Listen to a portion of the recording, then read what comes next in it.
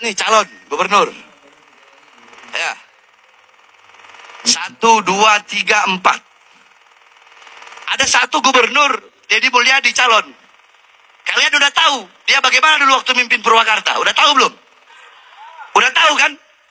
Bagaimana dia? Sifat dia taat gak sama Allah? Jujur aja, taat gak? Patuh gak? Ada segelintir orang yang punya budaya caci maki, jelek-jelekin, cari masalah, ya kan?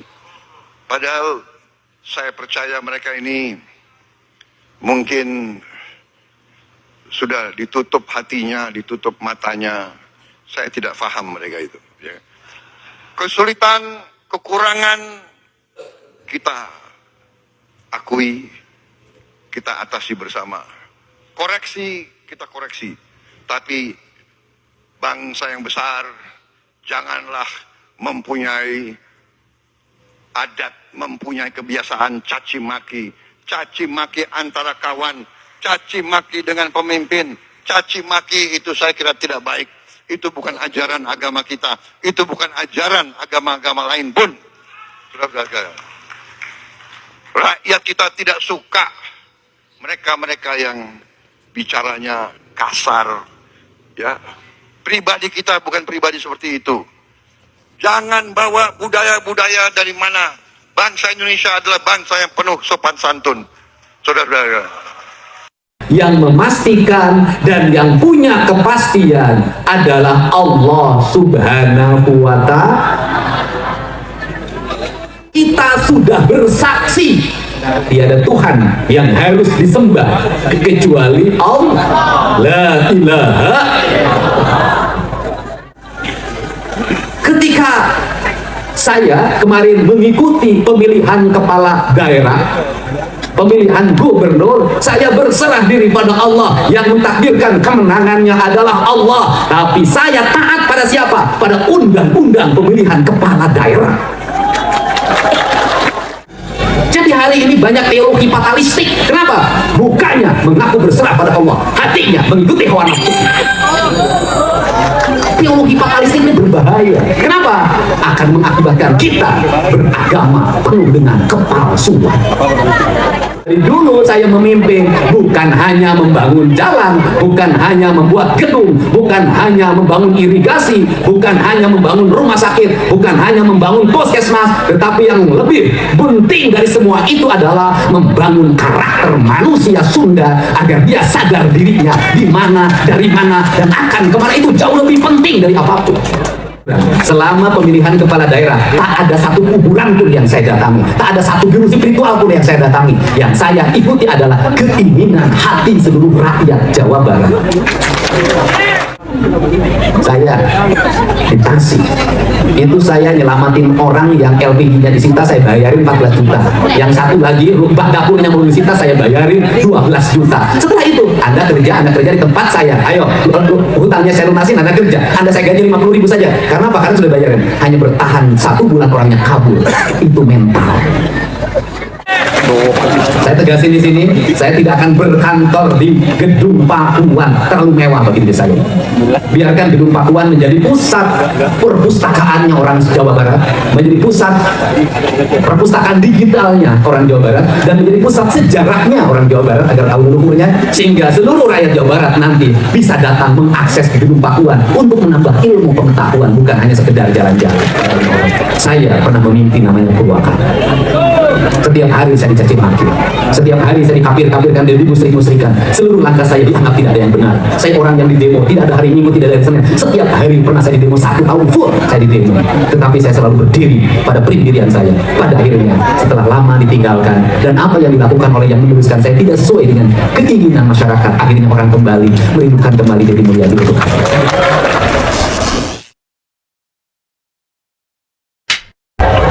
1, 2, 3, 4. Sekali lagi 1, ayo kompak Bu. 1, 2, 3, 4. Silakan duduk. 1, 2, 3, 4. Angkat tangannya. 1, 2, 3, 4. 1, 2, 3, 4. Assalamualaikum warahmatullahi wabarakatuh.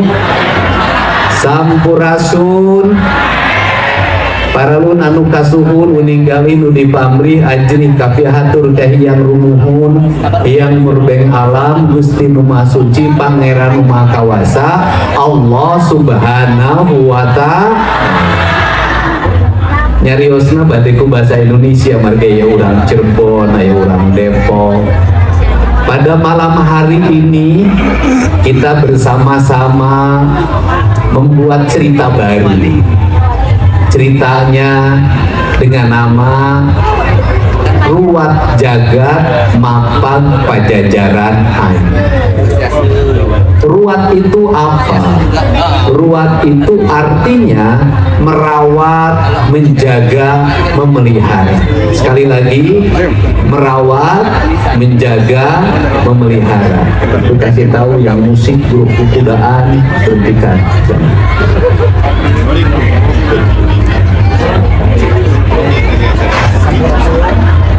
Saya tadi ada 4 kuda yang dikosongkan. Keempat kuda yang dikosongkan itu ada 4 warna.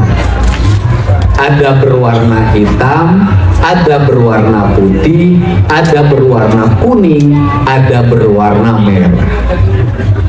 Dipimpin oleh 1 orang. Apa itu maknanya? Bahwa bumi yang kita pijak ini, semesta yang menjadi tempat kita hidup itu, ada tanahnya berwarna hitam, ada airnya berwarna putih, ada udaranya berwarna kuning, ada panas matahari atau apinya berwarna merah. Keempatnya itu ada yang mengurusnya, ada yang mentakdirkannya, ada yang menetapkannya.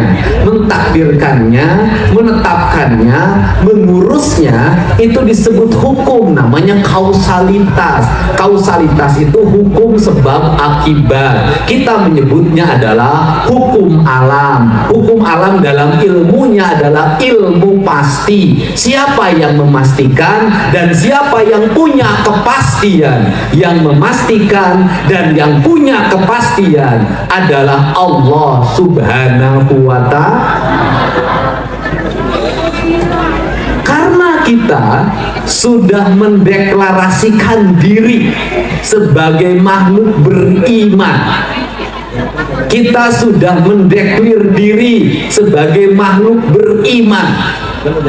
Kalau dalam bahasa kaidah agama, kita sudah bersaksi tiada Tuhan yang harus disembah kecuali Allah.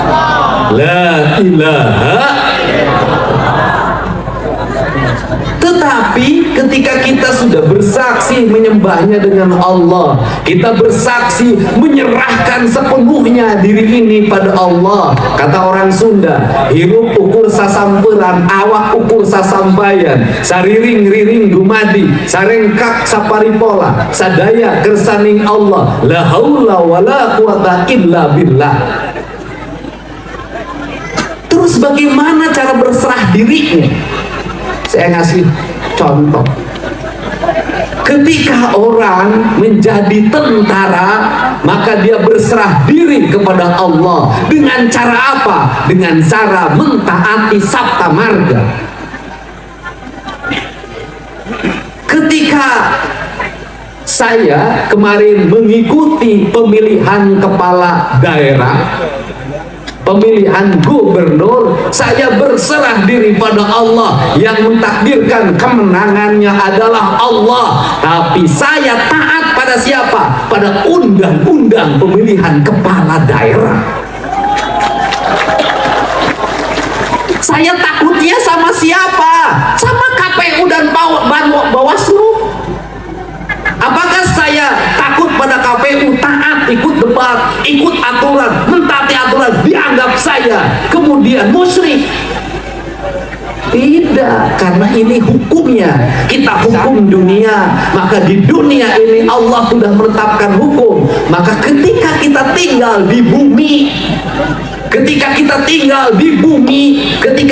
tinggal di bumi, orang Sunda menyebutnya Sunan Ambu, maka kita harus taat pada hukumnya bumi. Kalau membangun rumah harus taat pada hukumnya tanah, hukumnya air, hukumnya matahari, hukumnya angin, harus taat pada hukumnya itu agar rumah kita menjadi rumah surga. Rumah surga itu baiti zanati, artinya apa? Rumah yang memberikan rasa nyaman, rasa tentram. Kenapa? Karena siklus rumah itu adalah siklusnya bumi. Pertanyaannya adalah, Anda berserah diri pada Allah, Anda bangun rumah tanpa jendela, Anda bangun rumah tanpa pintu, bisa nggak? Tidak. Jadi kalau saya pernah bercerita bahwa berserah pada tanah, air, matahari, angin, apa itu? Saya berserah pada hukumnya Allah. Kenapa? Bangsa Indonesia hari ini, orang Jawa Barat hari ini, pemerintahannya seringkali bercaranya berserah diri pada Allah, tapi membangunnya bertentangan dengan hukum Allah. Saya ngomong, kalau seluruh sawah dipakai bangunan, seluruh sawah dipakai pertokoan, seluruh sawah dipakai perumahan, apakah Anda menyatakan berserah pada Allah? Tidak. Karena besok Anda akan mengalami kekeringan, besok Anda akan mengalami kekurangan pangan. Anda bilang berserah diri pada Allah, gunung tak, Tangkuban Parahu itu garang tak pakai bekok, bencana tidak? Jadi hari ini banyak teologi fatalistik. Kenapa? Bukannya mengaku berserah pada Allah, hatinya mengikuti hawa nafsu. Teologi fatalistik ini berbahaya. Kenapa? Akan mengakibatkan kita beragama penuh dengan kepalsuan. Ini penting. Jadi kunaon atuh orang Sunda teh teu makmur. Kunaon atuh teu makmur, nek makmur kumaha? Budak 12 tahun dipangmeulikeun motor, nongkrong di saung, gawe nginum jeungah rokok, rek makmur kumaha? Tidak bisa. Harus dirubah. Maka dari dulu saya memimpin bukan hanya membangun jalan, bukan hanya membuat gedung, bukan hanya membangun irigasi, bukan hanya membangun rumah sakit, bukan hanya membangun puskesmas, tetapi yang lebih penting dari semua itu adalah membangun karakter manusia Sunda agar dia sadar dirinya di mana, dari mana, dan akan kemana. Itu jauh lebih penting dari apapun. Ini penting. Makanya kalau saya ketemu anak pakai motor knalpotnya brong, saya cegat, ganti. Saya kasih 400.000 tuh ganti. Kenapa? Knalpotnya sudah melanggar aturan, dibiarkan oleh gurunya, dibiarkan oleh kepala sekolahnya, dibiarkan oleh orang tuanya. Kenapa? Anda ngomong taat pada Allah, knalpot motornya brong, Anda sedang melawan hukumnya Allah. Kenapa melawannya? Manusia ada keterbatasan telinga itu ada keterbatasan suara yang mesti dengar, harus berapa kecepatan, kekuatan suaranya, ada aturannya. Kalau setiap knalpot masuk ke telinganya kencang, ada 1000 motor, maka yang ada adalah gendang telinga kita sudah tidak berfungsi dengan baik, dan kita tidak terbiasa lagi mendengar suara yang indah dan merdu, terbiasa dengan suara yang kotor dan kasar. Dari mana keberadaban di sini? Beragama, beragama tidak boleh membuang sampah ke sungai. Beragama tidak boleh membuang racun ke sungai. Beragama berarti mengurus kebersihan. Beragama berarti tanahnya diruat, dibukakan lubangnya, ditanami pohonnya, dibukakan lubangnya, ditanami pohonnya, dibukakan lubangnya, ditanami pohonnya. Saya mengeluarkan biaya membuat ruang-ruang terbuka seperti ini, orang tidak ngerti. Kenapa? Karena anak usia dini sekarang stres, ruang bermainnya tidak ada. Tiap hari pakai HP, tiap hari mau motoran. Orang tuanya stres, kebutuhannya makin lama makin tinggi, kemampuan ekonomi makin tidak terbatas. Bang emok, bang keliling, dudol, pinjol itu marak di Jawa Barat, itu ancaman utama. Sedangkan orang Jawa Barat mengaku orang religius. Apa religiusitas kita, pengakuan kita beragama, ternyata isinya bukan la ilaha illallah. Ini harus dibenerin. Tugas negara, tugas pemimpin, membentuk karakter manusia, membentuk visi ke depan. Kenapa? Hanya bangsa yang punya karakter, hanya bangsa yang punya visi yang akan memenangkan pertarungan dunia. Sudah. Cina itu punya visi, punya karakter. Korea punya visi, punya karakter. Jepang punya visi, punya karakter. Kita tidak punya visi dan tidak punya karakter.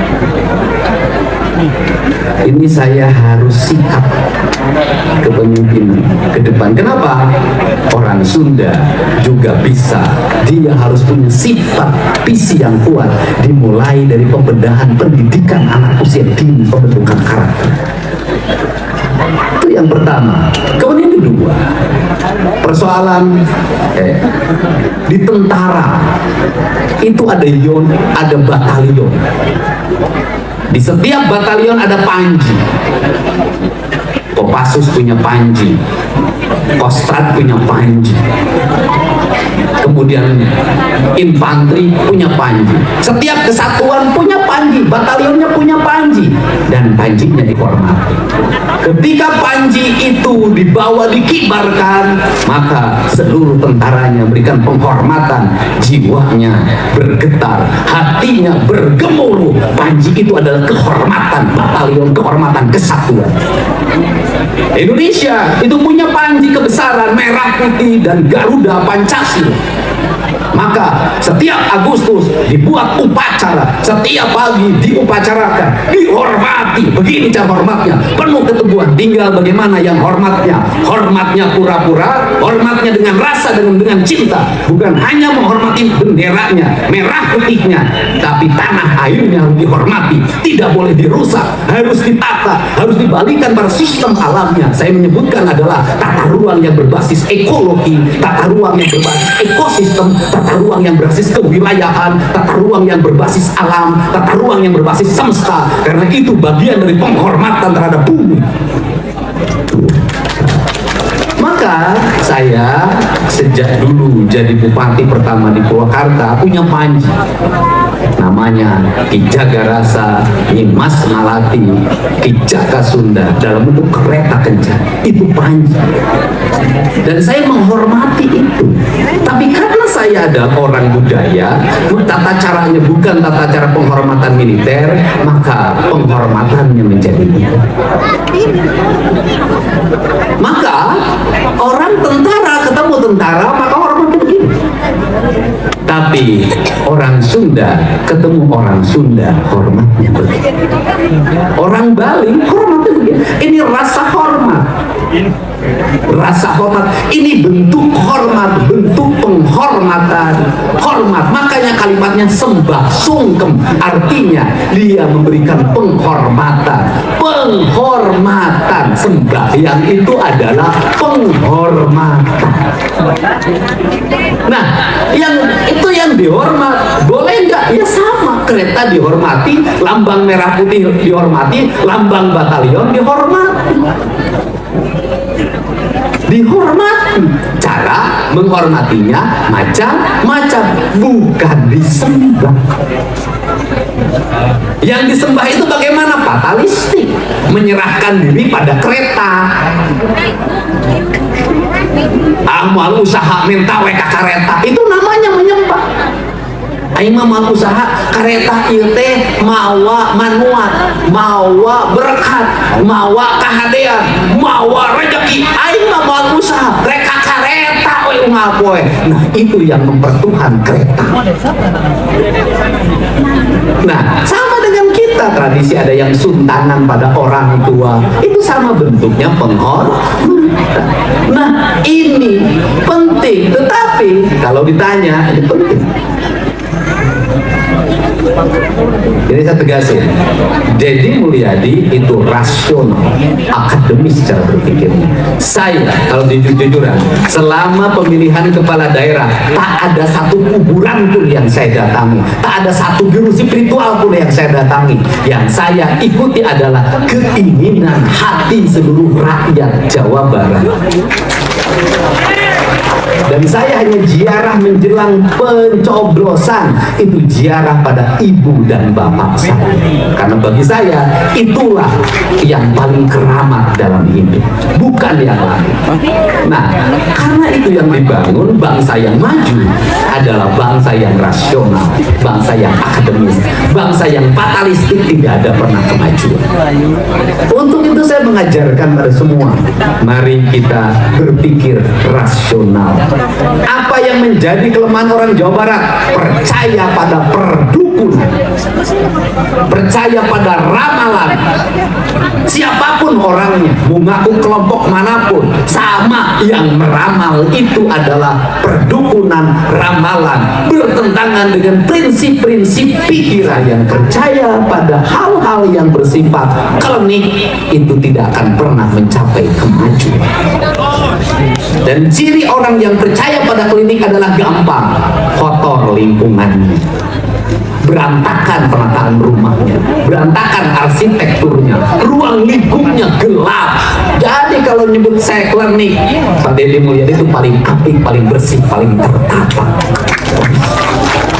Nah, ini jadi saya minta, kenapa? Karena lahir banyak penipuan. Orang Jawa Barat itu orang yang paling sering kena penipuan, investasi bodong. Kebanyakan korbannya orang Jawa, ingin cepat-cepat jadi kaya, masuk dalam grup bisnis. Orang Jawa Barat ngilu pertemuan mayar 150, ngilu pertemuan mayar 150, lu pidato mak boga duitin iuran, lu pertemuan anak tuh menang duit, nges ganti kelompok bisnis, wes susah. Korban, dan selalu itu adalah orang Jawa, penduduk paling banyak. Nah, untuk itu saya ingin merubah. Anda nggak mungkin bisa kaya dengan cara cepat, kagak ada, nggak ada rumusnya. Sudah kerja keras. Terus yang berikutnya apa lagi? Problemnya adalah malas. Saya di Tasik itu saya nyelamatin orang yang LPG-nya disita, saya bayarin 14 juta. Yang satu lagi bak dapurnya mau disita, saya bayarin 12 juta. Setelah itu Anda kerja di tempat saya, ayo hutangnya saya lunasin, Anda kerja, Anda saya gaji 50.000 saja. Karena apa? Karena sudah bayarin. Hanya bertahan 1 bulan orangnya kabur. Itu mental harus dirubah. Kenapa orang Jawa Barat gengsian? Tukang nasi goreng kurang mana? Tukang pecel lele kurang mana? Tukang jamu kurang mana? Ini jadi industri yang berkembang tidak akan bisa melahirkan multiplier efek ekonomi kalau masyarakatnya tidak memiliki kemampuan entrepreneurs. Jadi bagaimana? Sejak kecil anak-anaknya, nggak apa-apa, saya sudah tidak melihat lagi anak-anak jualan es kan. Saya tidak melihat lagi anak-anak SD, anak-anak SMP berkreatif, berimajinatif menjadi seorang pedagang. Sudah jarang. Dulu itu anak-anak SD, anak-anak SMP kreatif. Ini harus dirubah, dan ke depan sistem pendidikan itu akan berbasis kreativitas. Orang-orang kreatiflah yang akan memenangkan pertarungan, bukan orang-orang pinter, tapi orang-orang yang kreatif. Orang-orang kreatif, orang cerdas. Banyak orang yang sekolahnya biasa-biasa saja, tapi dia sukses dalam hidup. Nah, karena kreatif. Kata orang Sunda, orang kreatif teh hiji cager, 2 bager, 3 bener, 4 pinter, 5 singer. Yang puncak yang singer disebut yang singer ini singer teh naon udang pang isukna lempang pang gancangna dititah pang gae kanana ka sakola bisa nitipkeun diri di imah bisa nitipkeun diri. Seluruh pengalaman kreativitas itu saya menjalani dengan baik. Untuk itu anak-anak Jawa Barat paling maju, rubah dirimu, rubah sikap mentalmu. Orang tua, ingat, banyak orang tua ketika anaknya saya benarkan marah, orang tuanya benci pada saya, dan saya orang yang tidak takut dibenci oleh siapapun. Kalau ingin berubah anak bangsa Indonesia, saya tidak takut. Kenapa? Hari ini orang tua takut pada anak. Hari ini orang tua takluk pada anaknya, kemudian anaknya juga tidak bisa dihukum oleh gurunya di sekolah karena gurunya takut dikriminalisasi. Ini problem. Dan saya ke depan akan tegas, kalau orang tua mencampuri sistem pendidikannya di sekolah, dia ngatur gurunya, dia ngatur kepala sekolahnya, dia mengintervensi, maka akan saya putuskan anak itu tidak bisa sekolah dimanapun. Silakan didik oleh orang tua. Saya pernah menutup sebuah sekolah karena ada anak oleh gurunya dikasih sanksi, sekampung menyerang gurunya. Saya ancam kampung itu, saya akan tutup sekolah ini, dan saya tidak peduli di sini tidak ada sekolah. Kalau sikap mental orang tua tidak berubah, ini penting. Indonesia, Jawa Barat butuh pemimpin yang bukan hanya humanis, tetapi dia punya integritas diri untuk merubah masyarakat. Anak kita ada saatnya disayangi, ada saatnya dicium, tapi ada saatnya juga kita pelototin. Ada saatnya tidak bisa dipeluk selamanya, tidak bisa dimanja selamanya. Ada saatnya Allah juga menciptakan malaikat, ada yang memberi rizki, ada yang kemudian bisa mencabut nyawa, ada yang meniup trompet tanda kiamat, kan? Ada yang pencatat.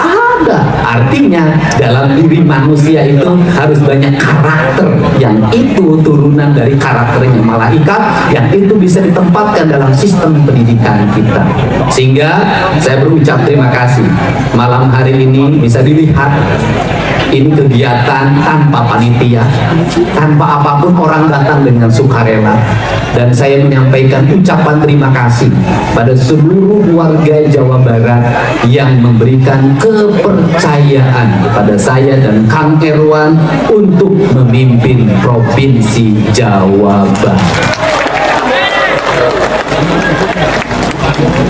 Saya meyakini suara yang 51,6% itu bukan suara yang digerakkan oleh orang, bukan suara yang digerakkan oleh tim, tapi suara yang digerakkan oleh hati yang keluarnya dari rasa, dan itu cinta. Saya tidak bikin kaos, saya tidak membuat kampanye. Yang saya lakukan hanya bertemu dengan orang saat malam hari agar mereka datang dengan penuh sukacita. Saya tidak suka melihat rakyat dinaikin truk, dikasih kaos yang 10.000, kemudian dikasih pidato yang nggak jelas arahnya. Saya tidak suka itu. Saya ingin bertemu dengan orang dengan keadaan tenang, dengan keadaan jernih. Saya bisa memberikan rasa cinta pada mereka, menghibur mereka, yang pada akhirnya biasa ada 1-2 orang yang bertemu dengan saya di panggung, dan itu menyelesaikan problem. Dan seluruh kegiatan ini tidak akan pernah berhenti. Saya akan tetap seperti itu sampai kapanpun. Saya tegasin di sini, saya tidak akan berkantor di gedung Pakuan, terlalu mewah bagi diri saya. Biarkan gedung Pakuan menjadi pusat perpustakaannya orang Jawa Barat, menjadi pusat perpustakaan digitalnya orang Jawa Barat, dan menjadi pusat sejarahnya orang Jawa Barat agar tahu leluhurnya, sehingga seluruh rakyat Jawa Barat nanti bisa datang mengakses ke gedung Pakuan untuk menambah ilmu pengetahuan, bukan hanya sekedar jalan-jalan. Biarkan saya tinggal di sini. Tujuannya untuk apa? Agar saya pergi ke kantor itu saya bisa berjalan dalam setiap hari, sehingga bisa menemukan banyak masalah yang bisa saya selesaikan dalam perjalanan itu. saya akan tetap seperti itu. Kenapa? Karena saya merasa bahwa saya bisa seperti ini adalah doanya orang-orang kecil, doanya orang-orang miskin, doanya anak-anak yatim, doanya orang-orang yang dalam kesusahan, dan pada akhirnya itu menggerakkan pikiran banyak orang. Banyak orang yang kelas menengah memberikan supporting pada saya hanya satu tekad dia. Kalimatnya sederhana. Kalau Kang Deddy hanya menjadi rakyat biasa, bisa menolong 3 orang dalam sehari, mungkin kalau memimpin Jawa Barat bisa jutaan orang yang bisa ditolong. Ini yang berdiri di sini semuanya punya harapan. Karena punya harapan, maka tugas saya adalah nanti setelah dilantik memenuhi seluruh harapan. Tetapi harapan itu tidak bisa diwujudkan sekaligus. Pasti ada tahapan-tahapan, pasti ada tantangannya, pasti ada rintangannya. Kenapa? Karena tidak semua niat baik itu akan disukai banyak orang. Banyak niat baik tidak disukai juga sedikit orang. Tetapi dalam niat baik itu bisa jadi ada kalimat saya yang lembut, ada kalimat saya yang tegas, ada kalimat saya yang keras, dan ada yang tindakan saya yang terukur. Kenapa? Karena disitulah hak pemimpin. Pemimpin itu bukan hanya mengikuti arus, tapi pemimpin itu harus bisa mengelola arus. Pemimpin bukan hanya mengikuti aspirasi masyarakat. Kalau pemimpin mengikuti aspirasi masyarakat, dia akan pusing dengan aspirasi.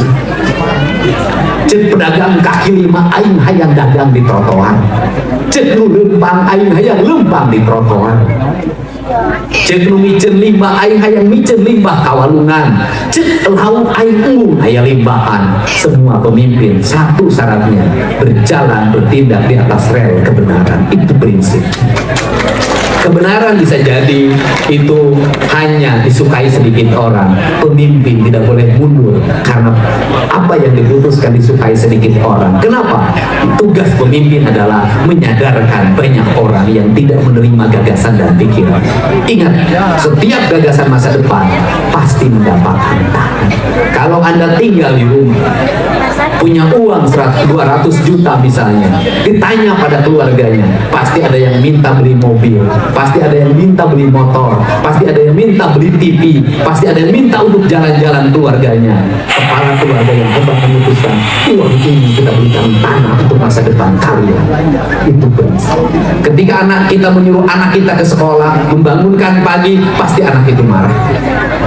Ketika kita melarang anak kita merokok, pasti anak kita marah.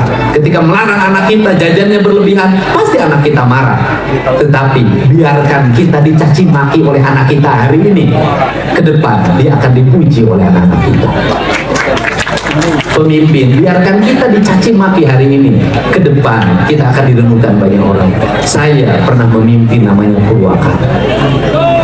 Setiap hari saya dicaci maki, setiap hari saya dikafir-kafirkan dan dimusrik-musrikan. Seluruh langkah saya dianggap tidak ada yang benar. Saya orang yang didemo, tidak ada hari Minggu, tidak ada hari Senin. Setiap hari pernah saya didemo, 1 tahun full saya didemo. Tetapi saya selalu berdiri pada pendirian saya. Pada akhirnya setelah lama ditinggalkan dan apa yang dilakukan oleh yang meneruskan saya tidak sesuai dengan keinginan masyarakat, akhirnya orang kembali merindukan kembali Deddy Mulyadi untuk apa? Itulah kita.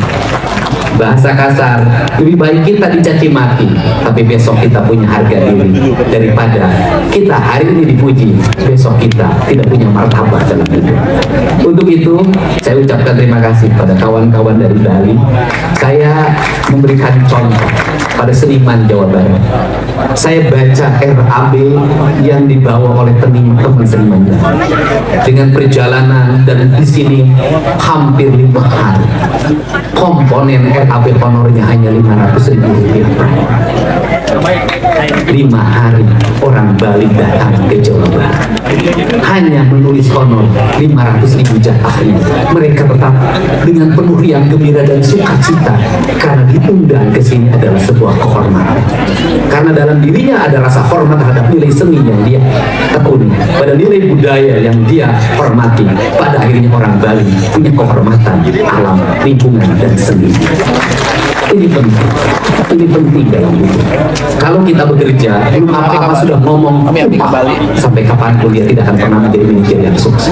Tapi kalau orang disuruh apapun mau, dia akan menjadi pemimpin yang hebat. Ini prinsip. Ini prinsip. Untuk itu saya ucapkan terima kasih. Rasa hormat saya.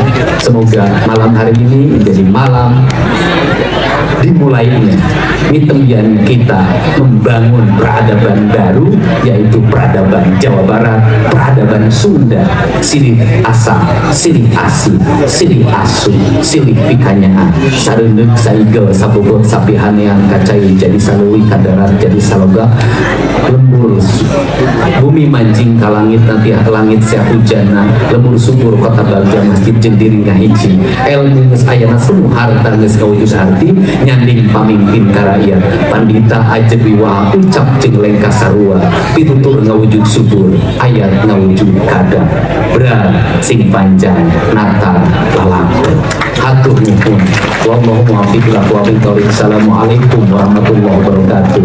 Sampurasun.